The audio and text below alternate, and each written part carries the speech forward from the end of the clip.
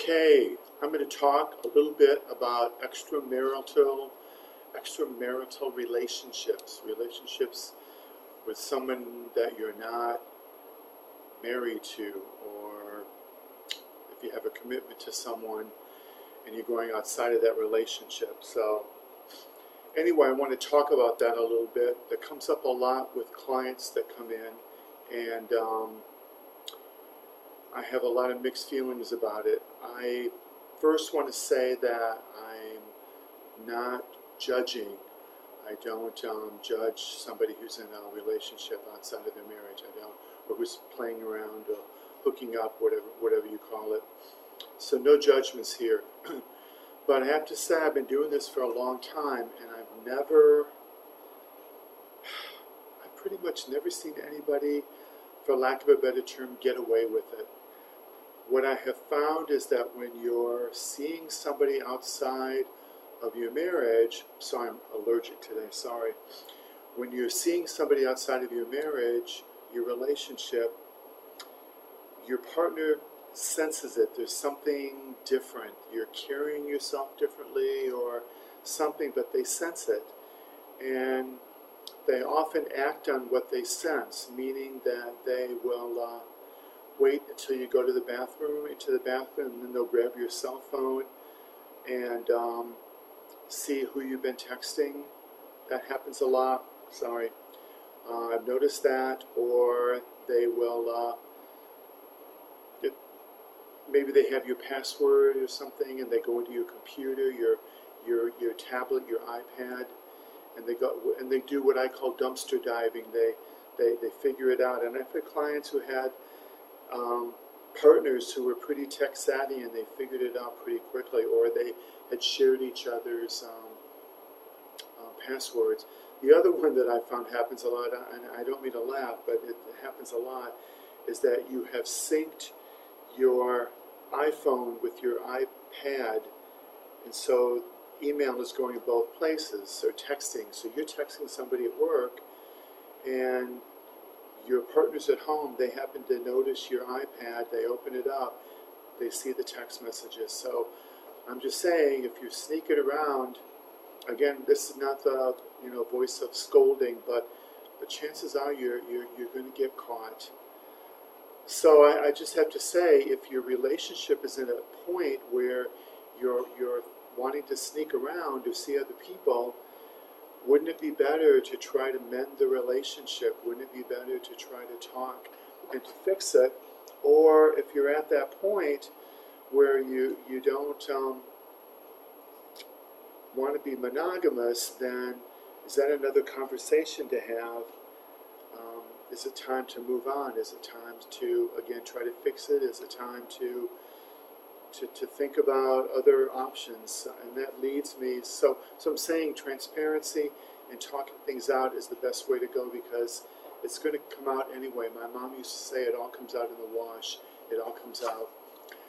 Having mentioned the idea of an open relationship, by the way, I've had other therapists say, well, if somebody's in a marriage that's not working, or if they have a partner who is ill, who's sick, and they sneak out and come home with a smile on their face once in a while, is that such a bad thing? I have mixed feelings about that. I guess if you can do that, go outside and have a little fun, a little hookup, and come back, and you feel it doesn't damage your relationship, again, I don't judge. But I'm just, again, I have the question, if your partner does find out that that's been happening, what kind of damage is going to be there, and how much is that going to hurt? So, open relationships. Again, I don't have any judgment. I have clients who are in open relationships, and I think that if you're going to do that, then it really needs to be based on solid ground rules, and it needs to be based on honesty. I think that you need to really sit down and have a hard conversation about, this is what's okay, this is what's not okay. Can we see one person more than once? Can we, there's certain ground rules in place about what you do and what you don't do, but you got to iron that out and be clear about it with each other. and both agree to follow the guidelines. Is it going to be don't ask, don't tell? Are you going to just allude? Are you going to tell stories? You got to work that out with each other, and I think it's often a work in progress while couples work out an open relationship, knowing that they're really placing their relationship at risk while they're doing that. So it's something to think about. I just have to say that in the open relationships that I've seen, I have seen couples have to work with jealousy. Somebody's getting out and having a little more fun than the other one, or they think they are. So it can turn into competition. It can turn into you promised you wouldn't ask questions, now you are. Or you've been away, you've been out late 4 nights this week, are you hooking up that much? Are you lying to me? So this kind of stuff is going to come up. And if you're going to have a an open relationship, you're going to have some rough spots, and you have to be really committed to being together. I've also seen open relationships kind of turn into heterosexual couples kind of being almost brother sister over time, or brother over time, because I think that constantly introducing new people can change the way you think about each other, the way you interact with each other.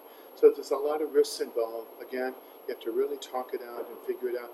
No judgments here, but it can be complicated. So also in an open relationship, somebody may fall in love, and what are you going to do about that? What's going to happen then? So something else to think about. So again, no judgments here, but if you're going to sneak around, you're probably going to get caught. And would it be better to try to work out issues in the relationship in a way while you're still together, and maybe there's a chance to work it out, or again, what kind of agreements are you going to come to? So anyway, that was Chronic Communication. I'm Dr. Gary McClain.